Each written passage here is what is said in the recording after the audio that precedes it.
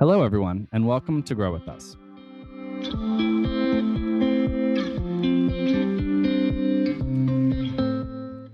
My name is Evan Barton, and I'm your host who helps create conversations with the movers and shakers of a growing tech center in Tulsa, Oklahoma. Grow With Us is a podcast that highlights the work of In Tulsa and informs you about the exciting and innovative work being done around the city by its best and brightest. In Tulsa's mission is to connect talented individuals and companies to stimulate economic growth in Tulsa and to create more prosperous communities across the region. Each episode, Grow With Us discusses the growth of opportunities, the growth of communities striving for change, or the tech and innovation that is changing the landscape of Tulsa. This week, we're in conversation with Conor Godfrey, manager of Cybersecurity and Data Analytics portfolio at Tulsa Innovation Labs. Conor, it's so great to have you on. Evan, it's such a pleasure to be here. This is going to be such a great conversation. I've been waiting for a really long time to get someone from the TIL team in the recording booth, and you're so lucky to be the first one. I hope I live up to the billing. Definitely. Conor, I always like to start with kind of just a really quick introduction on kind of who you are, and you can just tell us your story in whatever way you feel comfortable. Sure. So, Conor Godfrey, and I think every time I tell my own story, I tell it a little bit differently. So let's talk about how I got to Tulsa. How about that? Yeah. There are West African deserts involved. There's a woman involved. It's quite a story. Oh my goodness, I'm ready. Buckled. All right, here we go. So I was a Peace Corps volunteer many moons ago in Guinea in West Africa, and picked up a few languages, picked up some kind of relevant cultural experience, and then that was in 2007, 2008. Global war on terror in full swing, and so kind of took the Peace Corps boy and turned him into a counterterrorism official, and in a few years, if you will. Wow. And so I kind of was part of the CT world for a long time. That was mostly in West and North Africa. It involved a few different stints back in DC, but honestly, it was a great decade. But I think at the end of that decade, like many other Americans, I was beginning to sour on the CT fight. I think at first it feels like you are aligned with the mission, and then it feels like better you than someone else. Yeah. And then I think at the end, I felt like this is not the type of thing you can phone in. You need to be in it to win it and totally mission aligned. Yeah. And I think my family and I were starting to look for what the next chapter was. Promise you there was a woman involved as well. But my lovely wife is from Bartlesville, Oklahoma. Right around that time, we had we had a new baby. We had family responsibilities out here, and I think we'd had our eye on Tulsa for a decade. Yeah. And for my wife who grew up around here, Tulsa was never even on her map, right? She Yeah. grew up 45 minutes north, but by the time we were looking for a next chapter, this innovation ecosystem was well on its way, and this felt like, wait a second, we can make a life here, right? And that thesis has been validated in the last 2 years since we landed. Oh, that's great. Yeah. I'd love to hear that. I mean, I think that everyone's kind of path either here and kind of back again sometimes is really interesting because it kind of involves a bunch of different life paths. I mean, you've had international experiences that kind of led you to make decisions about your life and kind of how it's interesting to see how kind of Tulsa plays into that story too. Life's complicated. If people give you a simple story, it's just that, right? Oh yeah. And I'll tell you this in terms of just kind of family overlapping with career. You might be able to tell me that there's a better sushi restaurant in San Francisco than in Tulsa. You cannot tell me there's a better place in the world to be a 2-year-old than Tulsa, Oklahoma. Oh. I mean, I know we're going to talk about cyber and data, but let's lead with the important thing. I mean, truly a paradise to grow up. Oh yeah, I need to be a 2-year-old again. I wish I could go back.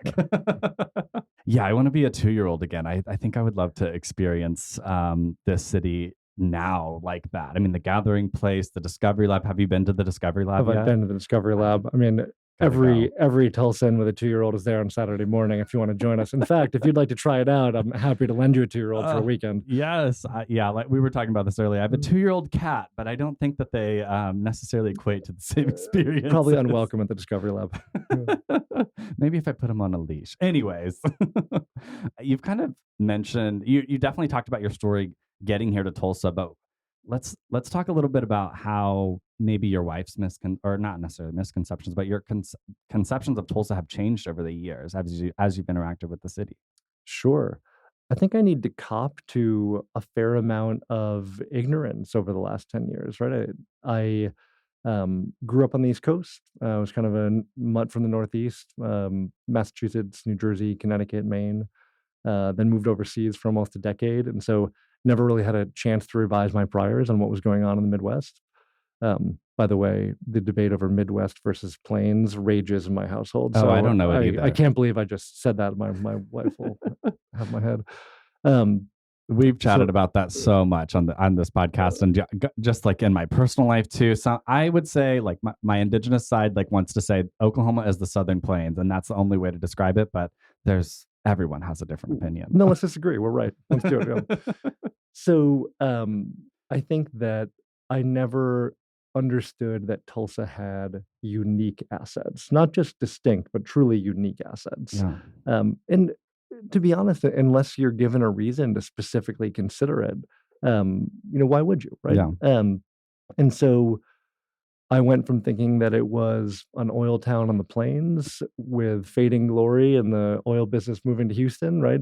To realizing that it was actually the center of energy innovation, not to mention still the kind of midstream capital, Mhm. that it had kind of genuine expertise in cybersecurity, in advanced aerial mobility, right? So we can talk about some of these sectors, but this is not just a collection of assets, it's a collection of rather unique and powerful assets Yeah. and some unique resources that other towns simply can't bring to bear. Yeah, and I think culturally too, Tulsa has like a couple of things that really set it aside from other cities. Like, I just think about things like the Gathering Place. I know it's a new thing, but like those are the Gathering Place is like it's basically Central Park in New York City, but in Oklahoma. Like how did that even happen? No, you're right.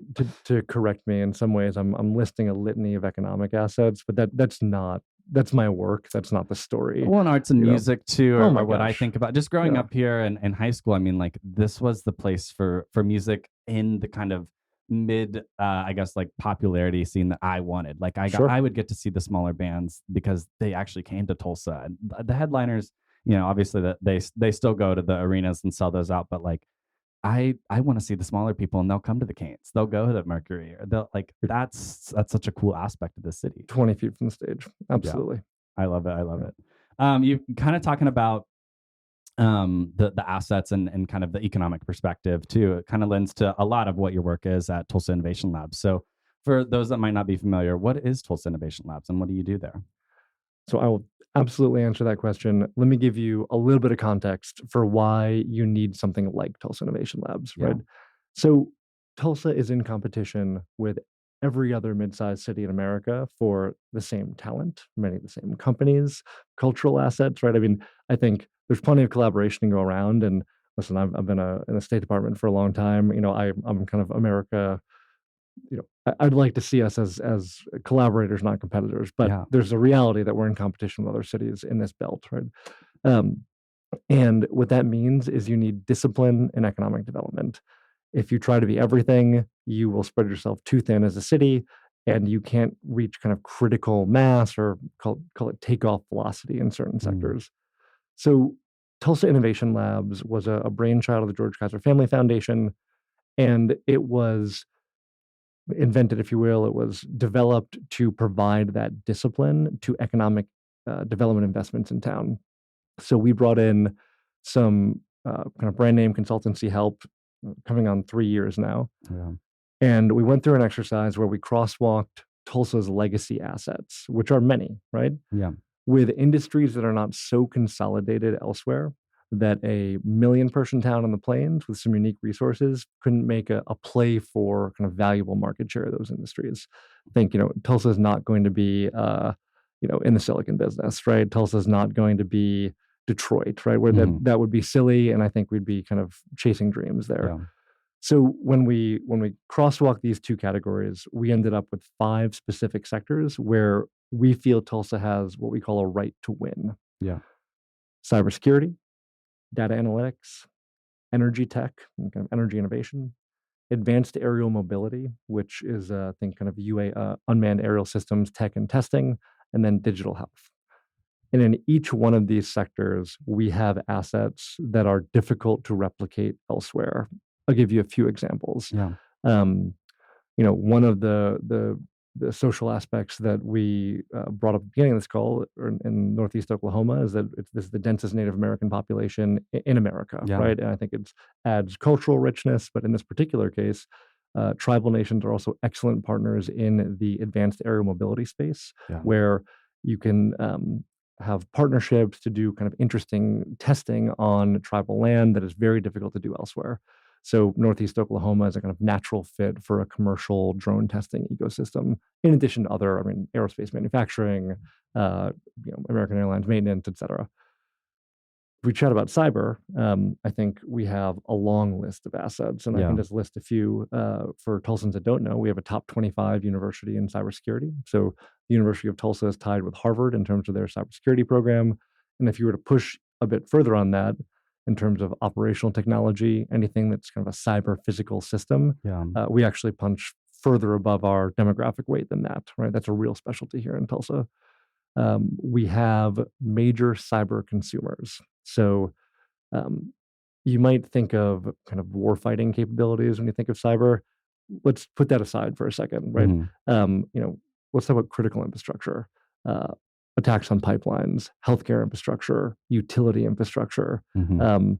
aerospace manufacturing, right? We have 200 midstream energy companies that keep the lights on, right? So these are critical infrastructure providers that are particularly vulnerable to cyber attack. And this is not something that we can defend. Well, in part, it's not something we can defend from Fort Meade or the NSA, right? Like Yeah. this has to be done in our backyard. And Yeah. so we've got the talent coming out of TU, and we can talk about other places that cyber talent's emerging. Yeah. We have the cyber consumers that are in desperate need of new technology and talent and ideas. Um, and then we have kind of relationships with national agencies. There's many things here that we could dive into, but we have a right to win in cyber, if you will. Yeah, that's awesome. I think that was I've heard about Tulsa Innovation Labs like since I've started, and honestly, that was like the most succinct definition of it that I've ever heard. So I'm glad we can give it. that was awesome. I really appreciate that explanation. I really think that kind of just touching on your first point about the collaboration with the tribes just being really personally meaningful to me and something that I really want to see Tulsa do and kind of play in is like how do we incorporate tribes in kind of these like you said these critical infrastructures and then also the economic development beyond these legacy industries. And when I think about the legacy industries, it seems like the tribes, from my perspective, have been kind of historically excluded from, I guess, really winning in those spaces. But this is a collaborative effort that's going to be built alongside and in collaboration with that. I think is really going to help a lot of the equity that needs to go on in the city. And I don't know. It's so interesting to kind of see how this economic development and the tribal nations like can kind of grow together in a place that I don't really think other cities have that kind of infrastructure to do. So I'm just really excited about that stuff too. I couldn't agree more. And I'd say this, just returning to the why Tulsa story. I think if you are um, if you're kind of a low information consumer on Tulsa, right? You have no real reason, no family connections. What do you hear about? You hear about the race massacres, right? You hear about killers of the Flower Moon, right? Hmm. And I think it is crucial that we are leaning in and not away from those stories, right? Like that is why I want to be in Tulsa. Yeah. I don't want to be in a place that's brushing that under the rug. I think that unless we are building these sectors with those stories in mind and kind of in the shadow of Black Wall Street, then we're just like anywhere else in the country, right? I mean, so Yeah. yeah, I it's very important I know to Tulsa Innovation Labs, I know to the George Kaiser Family Foundation, and to me personally that uh, we continue to lean into those stories. Yeah, whenever I first started kind of in this ecosystem, it was right before the year, I guess, that the centennial was, and so there was so much going on, and our organization about like what are we going to do to kind of like commemorate this in like an equitable way, and just seeing all of the conversations that we're having, and I could have been critical and said, oh well, these conversations are 10 years late, which it can be true, but Or 100. or 100 years Yeah. late, exactly.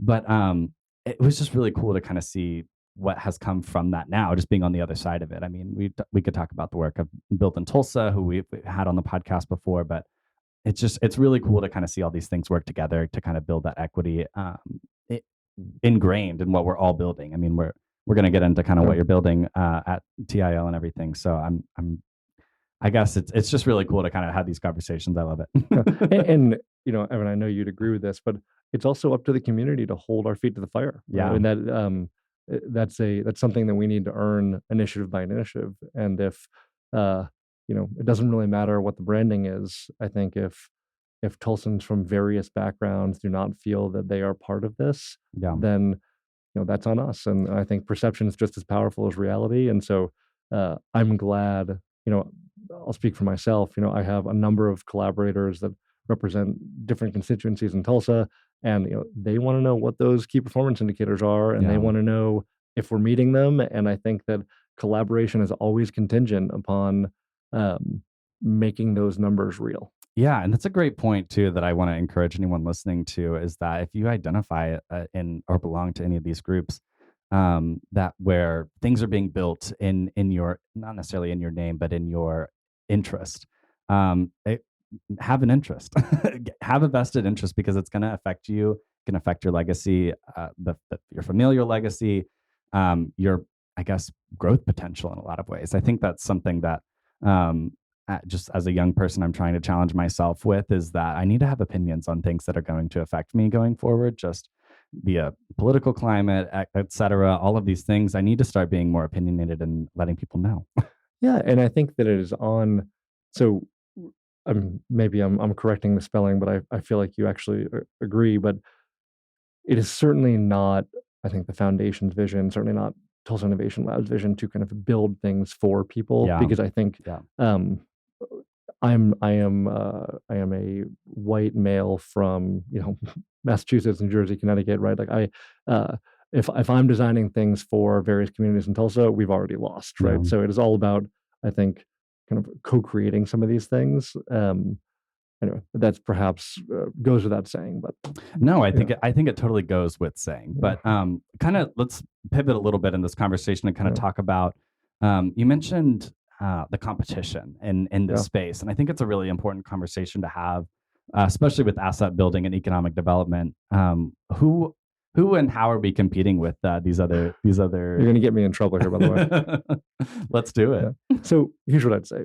I think that first point, we are trying to be, and this sounds like a bumper sticker, probably is somewhere. We're trying to be a Tulsa 2.0. We're not trying to be Austin or San Francisco, right? I think chasing the specific growth path of other cities is a fool's errand, right? They were building off different legacy assets, different geographies, different histories, etc. So Tulsa 2.0. That being said, of course, we think about kind of our regional competitors, right?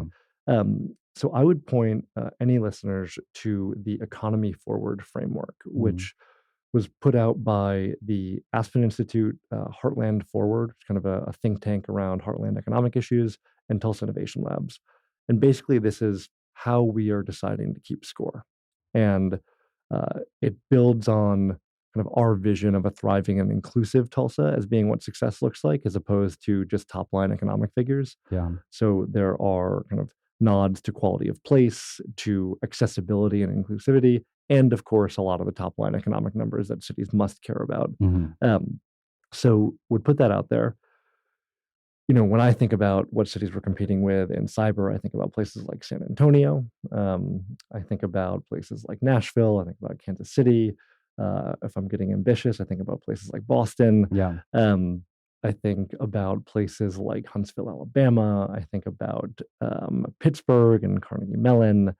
And I have a bit of a mental map, if you will, of mid to larger size cities with cyber assets or the types of consumers that give them an edge. Yeah. And honestly, like, let's compete and win, right? Yeah. Like, I'm here for it. It sounds like you're the head coach, and I was a sports kid growing up, so we've got a division, if you will, of like football. Here we go. Let's go to the cyber playoffs. Hey, we're in the right state for that metaphor. Exactly. So kind of framing this conversation a little bit around ways to get involved or interact with the work that Tulsa Innovation Labs does. And you can talk more specifically about your niche as well, but what are some of the ways that Tulsans can get involved and interact with the work that you are doing in the ecosystem? You bet. So let's keep the the kind of competition framework for a second. How do cities compete on cyber? The number one issue is cyber talent, Yeah. right? We are in a death match with every other city in the world, certainly in America, Yeah. for cyber talent. This is one place where we have a bit of an edge, right? So we are, compared to other cities, we have some academic assets, we have some programs that are, to say we're producing a surplus of cyber talent is actually an oxymoron, because we're going to be 3.5 million cyber jobs short in America. No one's producing a surplus, Yeah. but we can compete on that score. And a lot of what I'll tell you about in a second is helping us do so. Yeah. I think employers being willing to hire that cyber talent is huge. So let's certainly talk about that. Yeah. And then you have what I'd call the kind of startup ecosystem, and you need IP exiting kind of our university system that is helping to spin off companies, to license new technology. So kind of the innovation pieces of this. So talent, the enterprise customers, and innovation and IP. And in that bucket, I would include our university system. Yeah. But without talent, the latter two don't matter. So let's talk about talent for a second. And honestly, that is in our kind of 5-year plan, recognizing the importance of talent to everything else we might do. We have spent most of the last year focusing on workforce. So we have 2 flagship programs at the moment, very different. So we have a doctoral fellowship at the University of Tulsa that is for kind of cyber titans, is the way we describe them. Many come from the region, some nationally, a few internationally. These are folks from a number of cyber data or kind of cyber adjacent disciplines, but we are recruiting them not to go into the academy. We want them to leave their PhD, start companies, license technology. We want them in the market, right? Yeah. And specifically in the market in Tulsa. So we recruit 15 each year. We are looking for the best and brightest, and we are certainly looking for diverse candidates. And so if that sounds like you are in data or a cyber or even a mechanical engineering, petroleum engineering program, and that sounds intriguing to you, please get in touch. We'll guide you to the right place. This program is fully supported. It's not just fully supported from a tuition and a stipend standpoint, but there's a kind of a white glove service element to making sure that you are rooted in the Tulsa innovation ecosystem, have access to venture capital, have access to mentors. I can essentially assure you there's not another university that will provide this type of service. We want you that bad, if you will. Yeah. Yeah. And that's truly something that's going to set any program apart, hopefully, from other programs out there. I mean, just like being able to get integrated into an ecosystem that's not only going to help you professionally, but also establish personally, like your connection to Tulsa and Your community. your Sure. community here. And Yeah. I think that it's an awesome program that I hope that people really consider and reach out and get involved in. Please. And I also left out a kind of key differentiator here, which is that it's actually co-managed by the University of Tulsa, Tulsa Innovation Labs. We do the kind of rootedness here in Tulsa, and then an Israeli venture creation and venture capital firm called Team8. They're international brand, one of the top cybersecurity names in the game, and they are essentially, you have a faculty advisor, and then you have a Team8 advisor who's constantly pushing your research towards immediate industrial application. Again, we're not looking for people in the academy here where they are crucial, but that's just not part of this program. Yeah. But let's talk about something totally different. So I think when you're thinking about big problems, you need to attend to the scale of the problem, Yeah. right? So you can create really excellent technical solutions, but if it's not going to move the needle, then it's a bit, academic, to stay in this metaphor. Mm-hmm. So yesterday, we just launched a flagship partnership with Tulsa Community College, which I am thrilled about. And so I'll try not to gush and see It's gush worthy. Can we gush? All right. Yes, please do. So this is our attempt to scale and diversify the cyber workforce. Those are the specific goals. So without trying to drown folks in too much detail, basically, Tulsa Community College is our most diverse higher ed institution. It serves traditionally underserved Tulsans across a number of variables. They're kind of the no-brainer partner for this. And they've played a role in kind of upskilling, future-proofing our workforce for many decades at this point. Mm-hmm. So we have brought in some other operators to run what is essentially a 24-week highly flexible boot camp style program, one track in cyber and one in data analytics. And after you graduate from this program, you have three options. Take your new skills right to the workforce.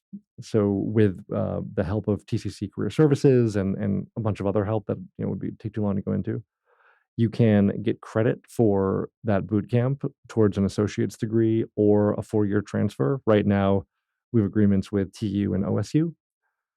Or, and this is, I think, the novel part of this, is that you can move into a tech apprenticeship. And we have another provider, the name is Skillstorm, where basically if you graduate the first part and you kind of fit the right profile, which we're keeping very broad, you can get 10 additional weeks of training and then get slotted onto a national contract remotely for Bank of America, for Citigroup, or with one of our local employers. I should probably have mentioned at the top that this is all free, right? There's the gush part. Sorry. Totally free to the student. And it's not just free. We recognize that most of the barriers are not necessarily financial. It's childcare, it's transportation, it's the right equipment or internet access in the home. Yeah. So we have budget and providers lined up for these wraparound services. And the idea here is that if you are a qualified Tulsan for this program, we could talk about the profiles that I think would succeed. Yeah. We want to get rid of any other barrier to make sure that you can level up your career. So we went live yesterday. We have almost 100 applications out of today. That's in awesome. 24 hours.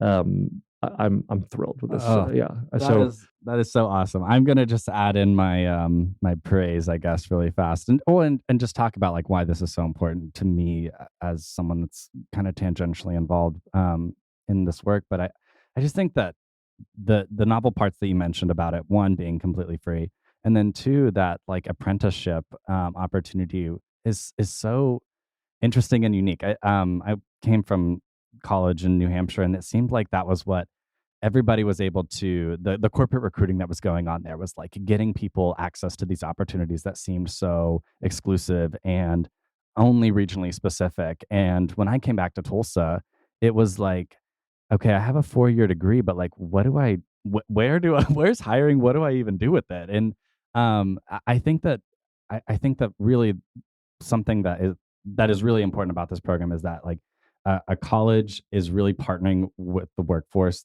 partners that are going to really provide the opportunities here, that they're going to help you network. They're going to help you figure out what you want to do. I mean, that was something that I had gone to college for 4 years trying to figure out what I wanted to do. And then I didn't have a place to land where I could safely explore that until I kind of got into this ecosystem. And I don't know, I just wanted to highlight that piece as such an important part of this program, because it's not like something that you go to a school and then you get a piece of paper and then figure it out on your own. We're not in that game anymore, which is great. And I would say that a traditional barrier is just kind of understanding what we're talking about. Let me put this to you, Evan. When I say cyber, what does cyber mean to you?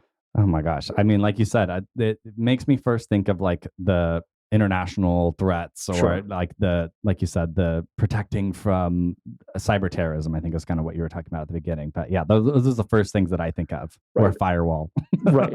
People associated with crime, right? Mm-hmm. And so let's take a moment to kind of demystify it, because I actually think the term itself is a barrier to access. Mm-hmm. So for basically we're talking about how do you protect information and systems. Mm-hmm.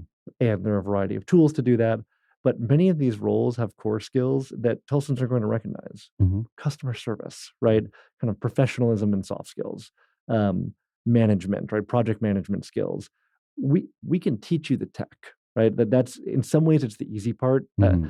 I don't want to underplay the fact that like there's a broad skill spectrum inside cybersecurity and data analytics. And so we're talking about a piece of this. But if you are let me get into the 3 different types of folks that we think we're targeting in this first cohort. Yeah.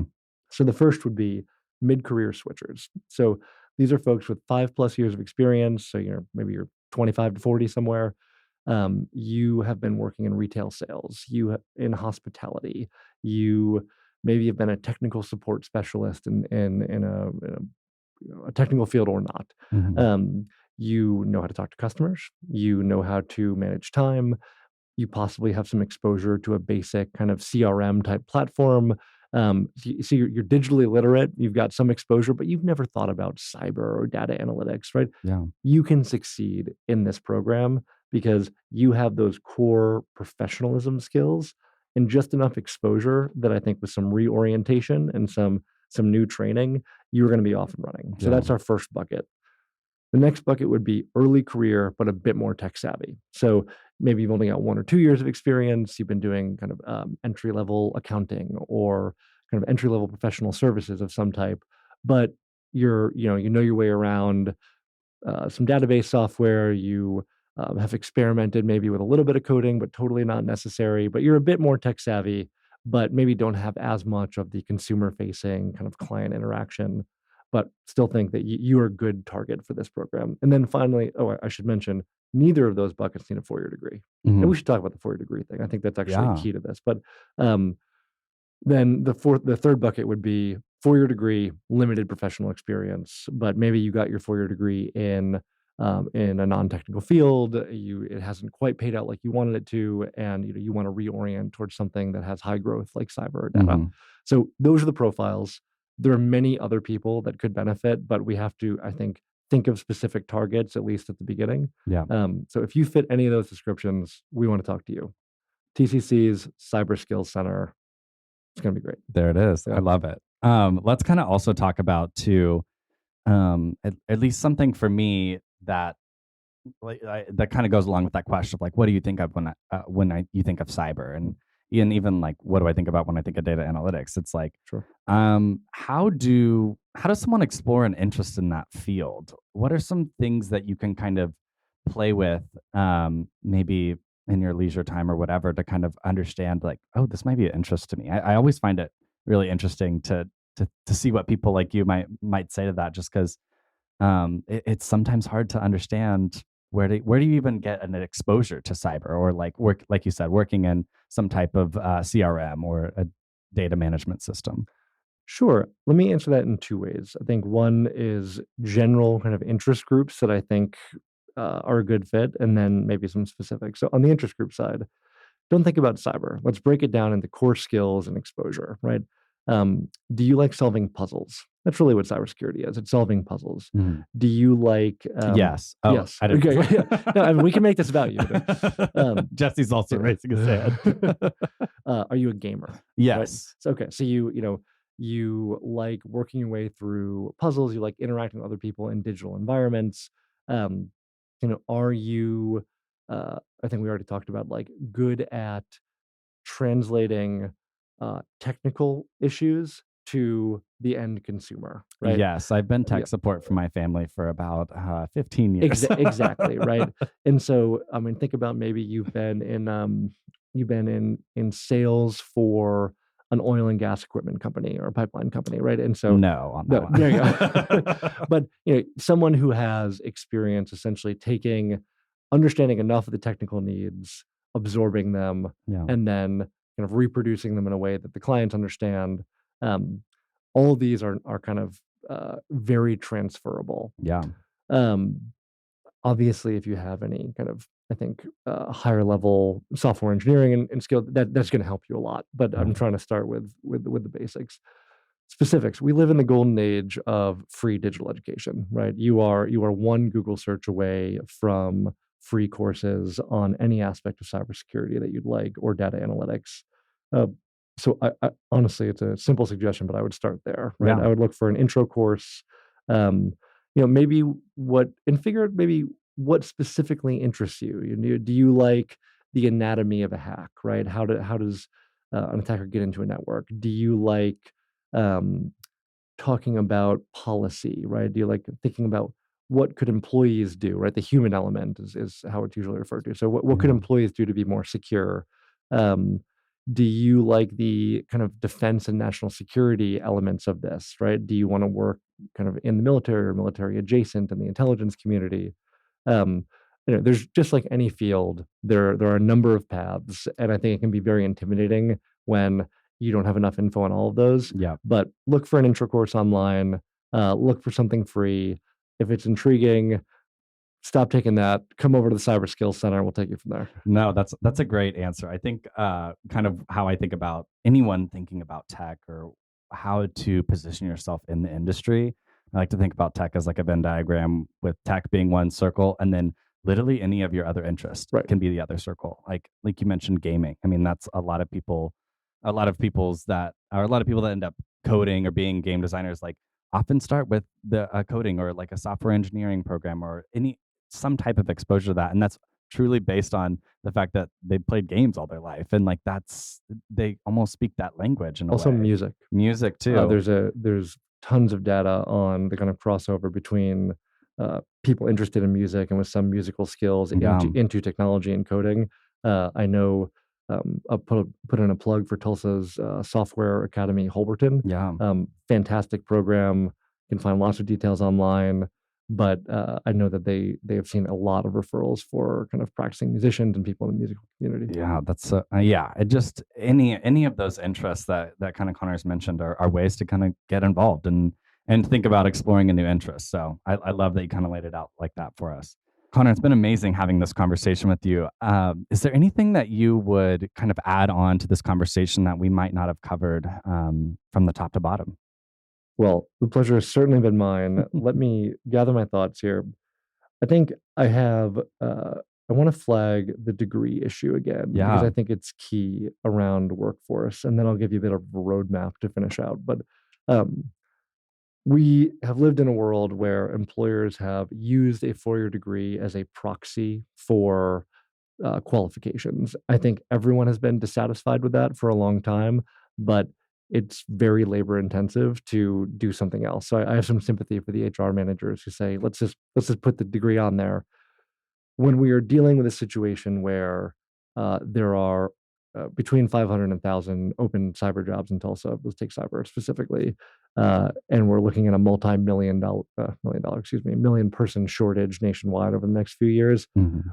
We need to break this down, right? Yeah. I think it's also a technical field. There's ways to assess qualifications, use certifications. I think the four-year degree has become not just superfluous in this particular field, but actually a hindrance to, I don't mean to be grandiose, but American national security, right? Like we need more people in this field, and we certainly need it to look like America and not like the kind of elite slice of tech that it does at the moment. Yeah. So want to send that message out perhaps to employers. I think many of them already agree. It's more just the status quo is hard to revise. What else would I tell you? Why don't we chat about roadmap? We've talked about talent, right? So we've now got, if you think about the larger suite, we've got this doctoral program. I would add the Holberton Software Academy, not exactly cyber, but just a phenomenal tech upskilling platform that folks should look into. And now we have this partnership with TCC. So I think of that as our workforce suite. I think over the next year or two, we will be moving into more kind of venture creation activities. Yeah. And things I want you to look out for. I think we are doing some exploration at the intersection of cybersecurity and autonomous systems, which unsure exactly what form it will take. But if that is an interest to you, we are looking for people with these rare expertises, if you will. Yeah. We are also hoping to stand up some programs that would help commercialize academic IP across the ecosystem, especially in cyber and data. I also think some very interesting things coming down the pike in privacy-enhanced data architecture and how to think about leading in data as a city. So not trying to break news on initiatives, but if these are interests of yours, we are always looking for talent, doubly so for kind of diverse talent and perspectives. We're going to win in these two areas. We really are. I don't mean that 20 years from now. I mean that kind of now and moving forward in the next few years. So if you want to be a part of that, we want to talk to you. Yeah, and all these other cities will catch you in the playoffs. Yeah, it's well said. Conor, thank you so much. Last thing officially, if anyone wants to get in contact with you, what's a great way to connect? Sure thing. Honestly, I'd suggest LinkedIn. I think it's just easier. I mean, you're more than welcome to email me or track me down, but I think let's go with LinkedIn for the moment. That sounds great. All awesome. Right. Thank you so much for being on this episode of Grow With Us. For our listeners of Grow With Us, I'd like to plug a few resources that might be helpful for you. If you would like to stay in touch with all of our future jobs and opportunities at InTulsa, then please join our talent network. You can join at talent.intulsa.com. That's talent.intulsa.com. By joining our talent network, you will get access to our newsletter. We can stay up to date with our latest career advice, featured opportunities with InTulsa partner companies, and our placement success stories. Be sure to subscribe on Apple Podcasts and Spotify to be notified when more episodes of Grow With Us are released. Let us know what you think about how we're doing by rating and reviewing. Huge thank you to our editors at Rant9 Production and Jesse Ulrich. This has been Grow With Us.